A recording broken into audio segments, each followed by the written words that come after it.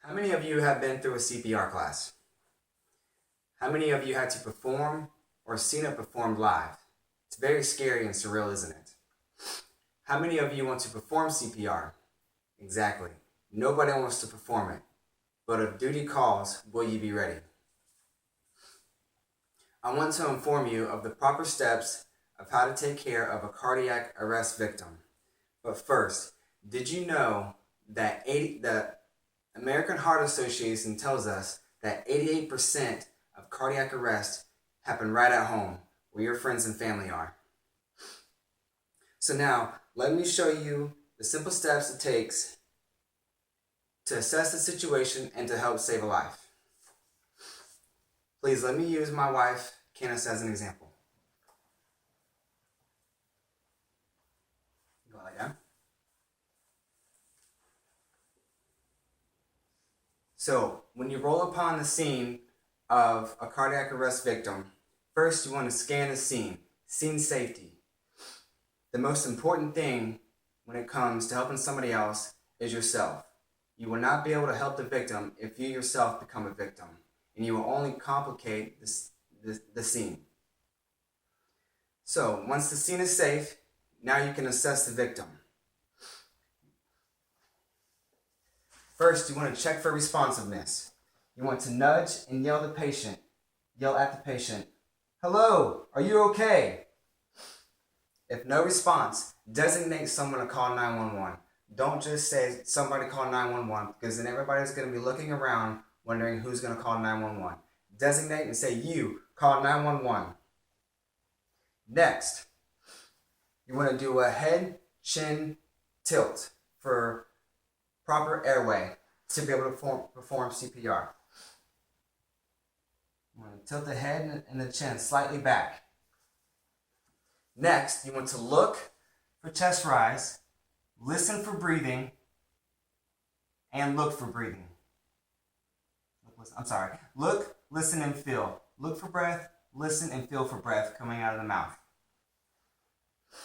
If there is no breath, you want to check for a pulse, right here at the carotid pulse at the neck. If there is no pulse, you must begin CPR. Proper positioning is you want to kneel closely to the patient, so you'll be leaning right over the patient as you perform CPR. Hand placement. You want to go right in the center of the chest, right at the nipple line, and you want to put your palm there. Next, you want to take your other hand, lock your fingers, and put it on top, so you'll be in a position similar to this. Now, for an adult, you will go as deep as 2 inches when you compress. You want to do it hard and fast. The rate for CPR is 30 chest compressions to 2 rescue breaths. 2 rescue breathing is after you do your 30 compressions, you want to pinch the nose, open the mouth, and give 2 rescue breaths for at least 1 second per breath. Now you want to do this at 100 beats per minute when you're doing the compressions. If you don't know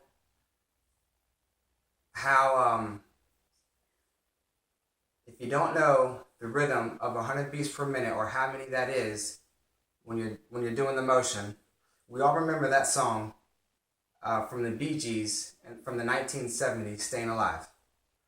Candace, thank you for your assistance. I will now show you what it's like to do 100 beats per minute. And go.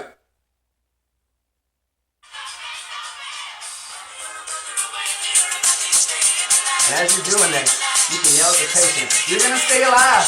You're going to stay alive! Come on! Here we go."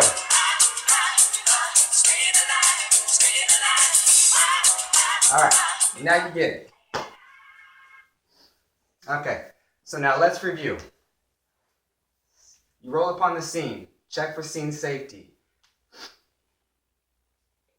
Next, you want to check for breathing.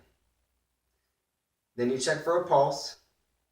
If there's no breathing and no pulse, you begin CPR, 30 compressions to 2 breaths. Now you repeat this cycle until either EMS arrives or the patient shows signs of life. If you do these steps properly, you will have doubled the chance of survival for this patient. Now, the American Heart Association trains 12 million people a year for CPR. If you're not part of the team, please join the team, not just for yourself, but for your friends and family. Now, whether certified or not, and you come upon a scene, please do not be scared. Your actions can only help. Thank you.